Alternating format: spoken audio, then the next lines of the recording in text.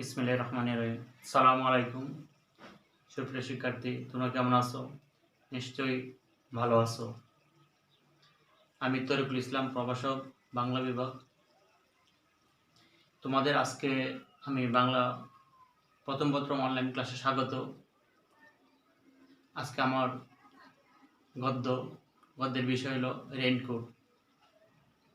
গল্পের নাম হলো কি রেইনকোট। রেইনকোট আমরা মূলত চিনি, তোমরা যারা বৃষ্টির সময় দেখো গায়ে রেইনকোট মানে কি বৃষ্টি থেকে মুক্ত হওয়ার জন্য, যেটা বৃষ্টি যেন আঘাত না ঘটে। এখন দেখো তোমাদের রেইনকোট গল্পের লেখকের নাম কি? আখতারুজ্জামান ইলিয়াস। আমরা প্রথমে লেখক সম্পর্কে বিস্তারিত জানি। লেখকের জন্ম হবে 1943 সালে লেখকের জন্ম, আর মৃত্যু হলো 1997 সালে 12 ফেব্রুয়ারি, আর এটা হলো 4 জানুয়ারি। লেখক সম্পর্কে দুইটা জিনিস জানতে হলো আমরা। লেখকের নাম আখতারুজ্জামান ইলিয়াস, জন্ম 1943 সালে 12 ফেব্রুয়ারি। কোথায়? উনি গাইবান্ধা জেলায় জন্মগ্রহণ করেন, এবং গাইবান্ধা তার ওনার মামার বাড়ি, মামাতো বাড়িতে, এবং ওনার নিজ বাড়ি হলো গাইবান্ধার পার্শ্ববর্তী জেলার নাম হলো কি বগুড়া জেলা ওনার নিজ জেলা। আর ওনার জন্ম কোথায়? গাইবান্ধায়। এবং মৃত্যুবরণ করে 1997 সালে 4 জানুয়ারি উনি মৃত্যুবরণ। উনি কিভাবে মারা যান? ক্যান্সার আক্রান্ত হয়ে উনি মৃত্যুবরণ করেন, যার চিকিৎসা এখনো আবিষ্কৃত হয়নি। ক্যান্সার প্রায় সবাই মৃত্যুবরণ করে। এখন দেখো এই যে ওনার জন্ম মৃত্যু। আর আখতারুজ্জামান সম্পর্কে আমরা জানি মূলত উনি হলেন কি একজন কথা সাহিত্যিক।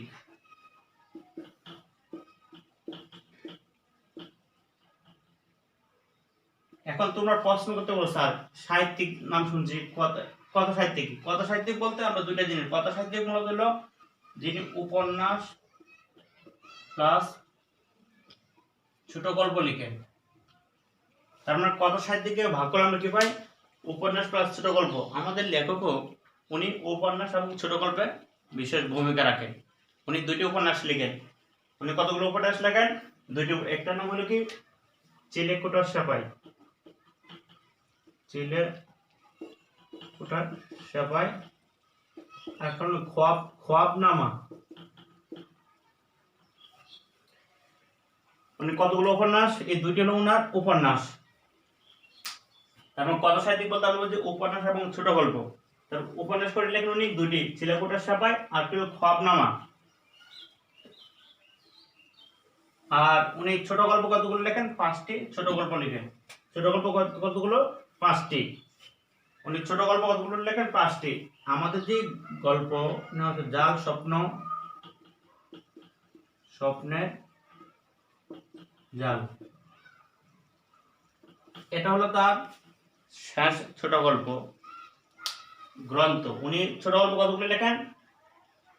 5টি গ্রন্থ লেখেন ছোট গল্প সমগ্র। এবং এর মধ্যে এই যে 5টাতে মূল টোটাল গল্প ছিল 28টি।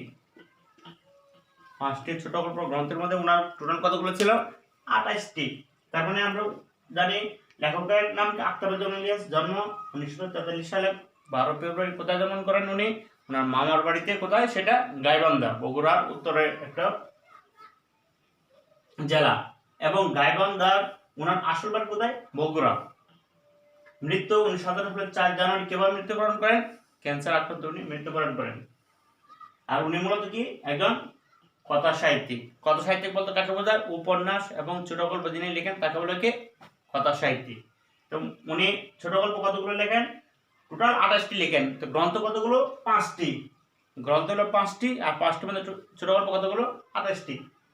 তেমন দেখো তো আমাদের বিশেষ পরীক্ষা আসছিল, ওনার একটা গল্পের নাম আছে কি মিলির হাতে স্ট্যান্ড গান। কোন বিশেষ পরীক্ষা আসছিল? পরীক্ষা আসছিল কি মিলির হাতে স্ট্যান্ড গান। লেখকের নাম কি? বলতে 4টা নাম দিছে, তার মধ্যে আখতারুজ্জামান ইলিয়াস। তার মানে ওনার 28টি ছোট গল্পের মধ্যে একটা হলো কি মিলির হাতে স্ট্যান্ড গান। আমাদের যে রেইনকোট যে গল্প আছে সেটাও ওই ছোট গল্প অন্তর্ভুক্ত। তার মানে উনি টোটাল 28টি ছোট গল্প লেখেন, আর 28টিকে কয়টি বইয়ে লেখেন উনি? 5টি বইয়ের মধ্যে। আর উপন্যাস কতগুলো লেখেন? মাত্র 2টি লেখেন, একটা চিলেকোঠার সাপাই আর একটা কি খোয়াবনামা। উনি মূলত বিভিন্ন সরকারি কলেজে বাংলাতে অধ্যাপক ছিলেন। উনি ঢাকা ভার্সিটি থেকে বাংলাতে অনার্স এবং মাস্টার্স সম্পন্ন করেন। তার মানে লেখক সম্পর্কে এই পর্যন্তই, আর এর বাইরে থেকে প্রশ্ন আসবে না। আমাদের এই রেইনকোট গল্পটা কোন গল্পগ্রন্থ থেকে নেওয়া হয়েছে? এই জাল স্বপ্ন, স্বপ্নের জাল গ্রন্থ থেকে। মূলত রেইনকোট একটা কোন ধরনের গল্প? এটা মুক্তিযুদ্ধ ভিত্তিক একটি অন্যতম গল্প। নাম কি? রেইনকোট। তার মানে আমরা লেখক সম্পর্কে এই কয়েকটা নাম, লেখকের নাম, ওনার জন্ম, মৃত্যু, উনি কোন ধরনের লেখক, কথা সাহিত্যিক। কথা সাহিত্যিক বলতে কি বোঝায়? উপন্যাস প্লাস ছোট গল্প যিনি লিখেন। তো কথা সাহিত্যিক হলো কি? উপন্যাস এবং ছোট গল্প যিনি লেখেন তাকে বলে কথা সাহিত্যিক। উনি কতগুলো উপন্যাস লেখেন? 2টি লেখেন, চিলেকোঠার সাপাই আর খোয়াবনামা। আর ছোট গল্প মোট লেখেন কতগুলো? 28টি। 28টি মিলিত উনি কয়টি বইয়ের মধ্যে প্রকাশ করেন? 5টি। তার মধ্যে দুধে বাদে উৎপাদ, দুজকের হবে, বিভিন্ন ধরনের আছে। জাল স্বপ্ন, স্বপ্নের জাল। কারণ এটা মনে রাখতে হবে কি, আমাদের এই রেইনকোট গল্পটি নেওয়া হয়েছে কোন গল্পের মধ্যে থেকে? জাল স্বপ্ন, স্বপ্নের জাল। এখন আমরা মূল গল্পে যাই।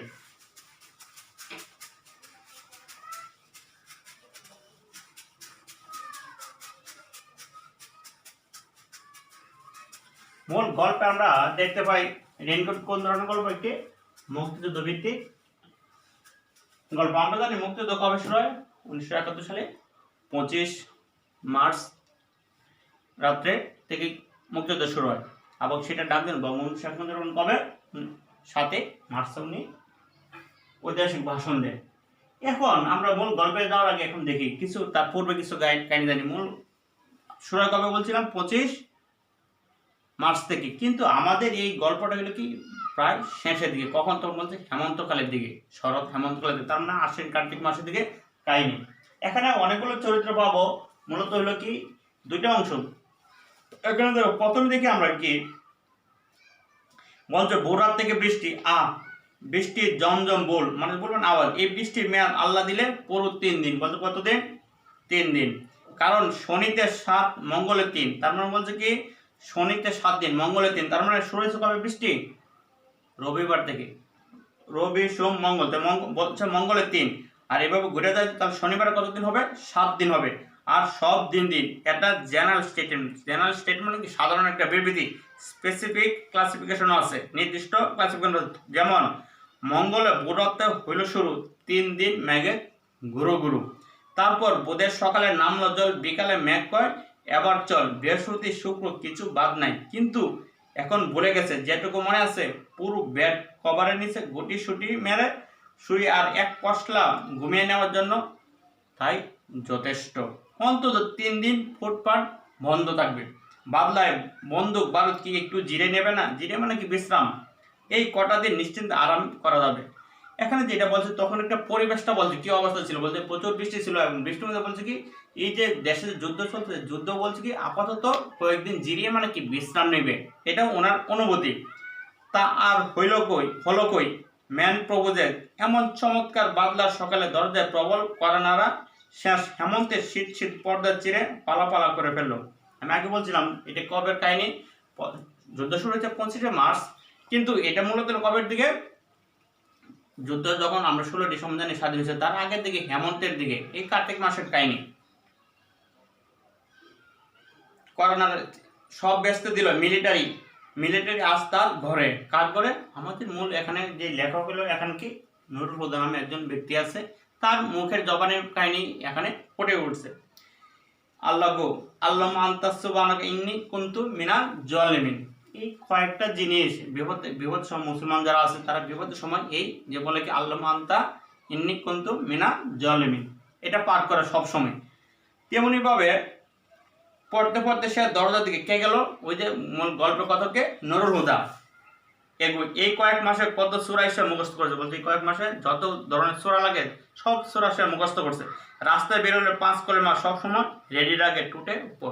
তখন যুদ্ধকালীন সময়ে হিন্দু ও মুসলমান প্রায় সবাই কালিমাগুলো মুখস্থ রাখছে, কারণ পাক বাহিনী ধরলে প্রথম জিজ্ঞেস করে হিন্দু না মুসলমান, এবং হিন্দু এবং মুসলমানদের পার্থক্য তারা বুঝতে পারতো কীভাবে, যারা কালেমা বলতে পারতো তারাই ভাবতো সে মুসলমান, যারা কালেমা বলতে পারতো তাদেরকে বলতো ওরা অন্য ধর্মাবলম্বী। রাস্তায় বেরোলে 5 কালেমা সবসময় রেডি রাখে ঠোঁটের উপর, কোন দিক থেকে কখন মিলিটারি ধরে, মানে মিলিটারি বয়সে কলেমা মুখস্থ করছে, তবু একটা না একটা ভুল হয়েই যায়। দোয়া মনে হলো কিন্তু ঠিকই, কিন্তু টুপিটা মাথায় দিতে বলে গেল। এই যে কতক যে উনি দোয়া পাঠ করে যাচ্ছেন, কিন্তু দরজা খুলবার আগ মুহূর্তে কি উনি দেখছেন কি টুপি মাথায় দিতে বলে গেছে। বলছে এখন দরজার কি অবস্থা, বলছে দুটো ছিটকিনি, একটা খিল এবং কাঠের ডাসা খুলে দরজার কপাট ফাঁক করতে বাতাস আর বৃষ্টির জাপটার সঙ্গে ঘরে ঢুকলো প্রিন্সিপালের পিয়ন। তার মানে উনি দুইটা ছিটকিনি, একটা খিল এবং একটা খাটের ঢাসা যখন খুলেছে, খোলার পর কি বাতাসের সাথে সাথে কি বৃষ্টি যেতে বলছে, বাতাসের সাথে কে আসছে, কলেজের প্রিন্সিপালের পিয়ন। বলছে আলহামদুলিল্লাহ, কে বলছে আলহামদুলিল্লাহ, ওই কতক নুরুল হুদা। বলছে মিলিটারি নয়, পিয়নকে জড়িয়ে ধরে চুমু খেতে ইচ্ছা করছে, কিন্তু লোকটা চিনচিনে গলা গম্ভীর স্বরে হাঁকে স্যার নে সালাম দিয়ে, বলছে কি স্যারে আপনাকে সালাম দিছে বলে ভাঙ্গাচোরা গালের কোচা কোচা দাড়িতে লোকটা নিজের বাক্যের কোমল শ্বাসটুকু শুষে নেয়। এখন হুকুম স্যারের তলবকে বলছে তলব করেছেন, বলছে আবি জানে হোগা, বলছে এখনই আপনাকে যেতে হবে। কে তলব করছে, বলছে প্রিন্সিপালের পিয়ন, বলছে কি তাকে তলব করছে, কাকে, নুরুল হুদাকে। নুরুল হুদা প্রথম ভাবছে কি যেহেতু মিলিটারি নাই সে কি আসছে পিয়ন আসছে, তাহলে তার কোনো সমস্যা নেই। যখন সে শুনে তাকে তলব করছে তখন তার গলা একেবারে শুকিয়ে যায়। বলছে কি ব্যাপারে, বেশি কথা বলার সময় নেই, কলেজের দেয়াল গেছে, কারা বোমা পাঠিয়ে গেছে গত রাত্রে। বলছে কি বেশি কথা বলার সময় নাই, কিন্তু কলেজের পাশে থেকে ট্রান্সফরমার ছিল এবং সেখানে কে বোমা মেরে গেছে। বলছে মানে মিসক্রিয়ান মানে কি, বলছে যারা দুষ্কৃতকারী, মানে আমাদের পাক বাইরে আমাদের দেশে যারা মুক্তিযুদ্ধের পক্ষে কাজ করছে তাদেরকে মিসক্রিয়ান হিসেবে অভিহিত করছে। বলছে মিসক্রিয়ান লোক ইলেকট্রিসিটি ট্রান্সফরমার তুলে দিয়ে, বলছে কি মিসক্রিয়ান দুষ্কৃতকারীরা ইলেকট্রনিক যে ট্রান্সফরমার আছে সেটাকে আগুন ধরিয়ে দিছে। ওর অফ জানকা টাইম প্রিন্সিপাল সাহেবকে কুটিমে গ্যারান্টি, বলছে যাওয়ার সময় কি, বলছে তারা কি প্রিন্সিপালের বাসার এখানে কি করছে, আবার বোমা গ্রেনেড নিক্ষেপ করে গেছে, গেট তোড় গিয়া, বলছে কি গেট একেবারে ভেঙে দিছে। ভয়াবহ কাণ্ড, ইলেকট্রনিক ট্রান্সফরমার তো কলেজের সামনে দেয়াল গেছে, বলছে কি ইলেকট্রনিক ট্রান্সফরমার তো কলেজের একেবারে সাথে, দেওয়ালের পর বাগান। বলছে তাহলে কোনটার পর কোনটা অপশন থাকে, বলছে কি দেয়ালের গ্যাসে কি আছে ইলেকট্রনিক ট্রান্সফরমার, এর পাশে আছে কি, বলছে বাগান। বলছে তারপর আজকে টেনিস খেলার মাঠ, তারপর আছে কলেজের দালান, মস্ত দালান পার হয়ে ফুটবল ও ক্রিকেট খেলার মাঠ। বলছে এতগুলোর পর একটা পর একটা মাঠ পেরিয়ে একটু বাঁ দিকে প্রিন্সিপাল কোয়ার্টার। বলছে প্রিন্সিপাল কোয়ার্টার এবং কলেজের সামনে অনেকগুলো অবস্থান, এগুলো পার হওয়ার পরে প্রিন্সিপাল কোয়ার্টার। কিন্তু এত দূরে কে গ্রেনেড নিক্ষেপ করছে। এর সঙ্গে আবার কলেজের সাথে কি আছে, বলছে কি মিলিটারি ক্যাম্প আছে, কলেজ জিমনেশিয়াম এখন মিলিটারি ক্যাম্প। বলছে কলেজে যে বিশ্রামাগার ব্যায়ামাগার আছে সেটা এখন কারা থাকে, এখন মিলিটারি। প্রিন্সিপালের বাড়ির গেটে বোমা ফেলা মানে মিলিটারি ক্যাম্পে অ্যাটাক করা। বলছে কি কোথায় মারছে, প্রিন্সিপালের বাড়ির সামনে বোমা নিক্ষেপ করা, বলছে কি একেবারে মিলিটারি ক্যাম্প আক্রমণ করা। সামনের দেয়ালে বোমা মেরে এতটা পথ ক্রস করে গেল কি করে, সে জানতে চায়। বলছে কি সে জানতে চায় তো কাছে কিভাবে গেল। প্রিন্সিপালের পিয়ন জানবে কি করে, বলছে কি প্রিন্সিপালের পিয়ন বলছে আমি জানবো কি করে, ও আপনি সত্তা, বলছে সেটি আপনি বলতে পারেন। উর্দুতে বলছে, এটা বাংলায় কি বলছে কি ও আপনি সত্তা, বলছে কি সেটি আপনি বলতে পারেন, মানে সেই বা বলবে কি করে, পিয়ন কি তাকে মিসক্রিয়ান দিল। বলছে কি পিয়ন বলছে এটা আপনি বলতে পারেন। এখন নুরুল হুদা বলছে আমি কিভাবে বলবো, আমি কি মিসক্রিয়ান কিংবা আমি দুষ্কৃতিকারী, কিংবা প্রিন্সিপাল কি আমাকে ওই দুষ্কৃতকারী ভাবে লোক ভাবে নাকি। তার মাথাটা আপনা আপনি নিচু বলে মুখ দিয়ে পানির মতো গড়িয়ে পড়ে। ইসাক মিয়া বইটিয়ে, বলছে ইসাক মিয়া চাটা খাইয়ে আমার এই 5-7 মিনিট লাগবে। বলছে ইসাক মিয়ার কাছে আমি 5-7 মিনিট লাগবে আমার। নেহি বলছে সময় নাই, নাস্তার আমন্ত্রণ ফিরিয়ে দিয়ে ইসাক বলে আব্দুল সাত্তার মির্জাকা ঘর জানো গা। বলছে কি এই ইসাক মেয়েকে ওই কলেজের যে পিয়ন সে হলো ইসাক মেয়ে নাম। এবং বলছে কি আপনার এখন আমার নাস্তা করার সময় নেই, এখন আমার কোথায় যেতে হবে, আব্দুল সাত্তার নামে আরেকজন আছে ওনার কাছে তাকে যেতে হবে। আবি আইয়ে বলতে আপনি তাড়াতাড়ি আসেন। এক কর্নেল সাহেব পোস্ট গিয়া বলতে এক কর্নেল সাহেব কোথায় এখন উনি? কর্নেল সাহেব এখন কলেজের প্রিন্সিপালের দায়িত্বে, প্রিন্সিপালের যেই অংশ আছে সেটা সম্পূর্ণ দখল করছে কে? কর্নেলের নেতৃত্বে। বলতে কর্নেলের নেতৃত্বে মিলিটারির হাতে কলেজটা এবং তাকেও ন্যস্ত করে ইসাক বেরিয়ে যায়। ইসাক মানে আগে বলছি, ইসাক হলে কলেজের পিয়ন। রাস্তায় গড় করতে থাকা বেবি ট্যাক্সি গর্জন তুলে সে রওনা হলো জিওগ্রাফির প্রফেসরের বাড়ির দিকে। বলছে কার বাড়ির দিকে? জিওগ্রাফি মানে ভূগোলের প্রফেসরের বাড়ির দিকে। নাম কি?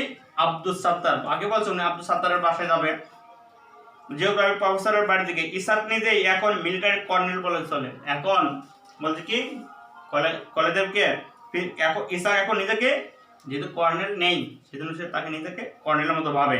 তবে ভোরবেলা কলেজের ভেতর কর্নেল কোচ চলে আসে, সে হয়তো ডেমোটেড হয়েছে লেফটেন্যান্ট কর্নেল। আমরা জানি সেনাবাহিনীতে বিভিন্ন ধরনের যারা বাহিনী প্রথম জয়েন করেন সেকেন্ড লেফটেন্যান্ট হিসেবে, সেকেন্ড লেফটেন্যান্ট পরে পৌঁছমা লেফটেন্যান্ট, পরে হয় ক্যাপ্টেন, পরে মেজর, এভাবে পরে লেফটেন্যান্ট কর্নেল, পরে হয় কর্নেল, পরে হয় ব্রিগেডিয়ার, এইভাবে প্রমোশন পায় সেনাবাহিনী যেটা জেনারেল হয়। এই যে বলছে কর্নেল যতক্ষণ পর্যন্ত কলেজে আসে নাই ততক্ষণ পিয়ন নিজেকে সে কর্নেলের মতো তাকে ভাবছে, এবং কর্নেল আসার কারণে তার একটু ডেমোটেড মানে ডেমোশন হয়েছে, তাকে কি হয়েছে বলা হয়েছে লেফটেন্যান্ট কর্নেল হিসেবে অভিহিত করা হয়েছে। আরো নিচেও নাম বলছে আরো তাকে নিচে নামাতে পারে, কিন্তু ক্যাপ্টেন এইদিকে তাকে ঠেলা মুশকিল। মিলিটারি পাদুকবাইয়ের পর থেকে তাকে দেখে কলেজ সবাই তটস্থ, মানে এই যে পিয়ন এত বড় পাওয়ার দেখাচ্ছে কি যখন যুদ্ধ শুরু হয়, কারণ সে মিলিটারির পক্ষে সে কাজ করে, সেজন্য কি সবাই তাকে ভয় করে। কখন কার কাছে এই মিলিটারির কাছে কার বিরুদ্ধে নালিশ দেয়? এপ্রিলের শুরু থেকে সে বাংলা বলা চেয়েছে, মানে এপ্রিল মাস মানে এই যে 25শে মার্চে যখন যুদ্ধ শুরু হয়, যুদ্ধ শুরু হওয়ার পর থেকে কি এপ্রিল, এর পরবর্তী মাস কি এপ্রিল মাস থেকে কি ওই পিয়নে বাংলা বলা একেবারে ছেড়ে দিয়েছে। সে কোন ভাষায় কথা বলে? এখন সব উর্দু ভাষায় কথা বলে। কোন কালে দাদা না পরদাদার বাইরার মামুনা কে যেন দিল্লিওয়ালা কোন সাহেবের খাস খান সামাদ ছিল, সেই সুবাদে দিনটা দেখো সে উর্দু বলে। তার পূর্ববর্তী কে ছিল মনে হয় সম্ভবত এই হয় হিন্দি কিংবা উর্দু কথা বলতো, ওই হিসাবে সে এখন কি একেবারে সে উর্দুওয়ালা হয়ে গেছে। বলছে কি যেতেই হবে, অসময়ের বৃষ্টিতে ভিজে তোমার হাঁপানির টানটা আবার, বউয়ের এসব শখের কথা শুনলে কি তার চলবে? বলছে যেহেতু শীতকাল পড়ছে, হেমন্তকাল মানে শীতকালের দিকে যেহেতু ধাবিত হচ্ছে, তাহলে আমি বলছি কি এখন তোমার হাঁপানি আছে, এখন শীতের সময় হাঁপানি রোগ কিন্তু একটু বেশিরভাগ দেখা দেয়। বউ কি বলছে কি বউয়ের এসব শখের কথা শুনলে কি তার চলবে? বউ কি প্রিন্সিপালের ধমকের বাদ নেবে? এর ওপর কলেজের কর্নেল এসেছে, কপালে আজ কি আছে আল্লাহ জানে। ফায়ারিং স্কোয়াডে যদি দাঁড় করিয়ে দেয়, এটা কিন্তু কল্পনা যাচ্ছে কে নুরুল হুদা বলছে কি যে কলেজে কর্নেল আসছে, কর্নেল তাকে যদি একেবারে ফায়ারিং স্কোয়াডে, কারণ মিলিটারি সেনাবাহিনীতে নিয়ম হলো কি ফায়ারিং স্কোয়াডেই শাস্তি হয়। কর্নেল সাহেব হাত পায়ে ধরে ঠিক কপালে গুলি করার হুকুম জারি করানো যায় না। প্রিন্সিপাল কি তার জন্য কর্নেলের কাছে এত এই তদবিরটুকু করবে না? বলছে কি প্রিন্সিপালের জন্য তো আমি এত কাজ করলাম, কিন্তু প্রিন্সিপাল কি আমার জন্য অল্প কিছুক্ষণ কাজ করবে না? পাকিস্তানের জন্য প্রিন্সিপাল দিনরাত দোয়া দৌড় করছে। পাকিস্তানের জন্য কে? প্রিন্সিপাল সবসময় দোয়া দৌড় করে, কারণ যুদ্ধকালীন সময় প্রায় বেশিরভাগ প্রতিষ্ঠানের প্রধানগুলো সব কাদের পক্ষে কাজ করছে? পাকিস্তানের পক্ষে কাজ করছে। সময় নেয় অসময় আল্লাহর দরবারে কান্নাটি করে এবং সময় করে কলিদের গালগালি করে। এপ্রিল মাসের মাঝামাঝি প্রিন্সিপাল মিলিটারি বড় কর্তাদের কাছে সবিনয় নিবেদন করেছিল, পাকিস্তান যদি বাঁচাতে হয় তো সব স্কুল কলেজ থেকে শহীদ মিনার হটাও। বলছে কি যদি এই পূর্ব পাকিস্তানকে যদি পাকিস্তানের অন্তর্গত রাখতে সবার আগে কি স্কুল কলেজের কাছে কি আছে? শহীদ মিনার আছে। আমাদের ভাষা আন্দোলনের সাথে যে শহীদ মিনার, ভাষা আন্দোলনের প্রেক্ষাপটে যে শহীদ মিনার, বলছে শহীদ মিনারগুলোকে ধ্বংস করতে হবে, নাহলে কখনো এই পূর্ব পাকিস্তানকে তারা নিয়ন্ত্রণ করতে পারবে না। সেজন্য বলছে কি কে বলছে? এটা প্রিন্সিপাল। এগুলো হলো পাকিস্তানের শরীরের কাঁটা। বলছে কি প্রিন্সিপাল এগুলোকে পাকিস্তানের শরীরের কাঁটা, পাকিস্তানের পাক সাপ শরীরটাকে নিরূপ করে দেয়। বলছে কি পাকিস্তান তো এমনি, প্রিন্সিপালের কথা হলো পাকিস্তান অনেক পাক পবিত্র, সেটাকে আবার নিরূপ করতে হলে এসব কাঁটা ওপরাতে হবে। তা মিলিটারি ডক্টর আফাজ আহমেদ পরামর্শ শুনেছে। বলছে ডক্টর আফাজকে ওই কলেজের প্রিন্সিপাল।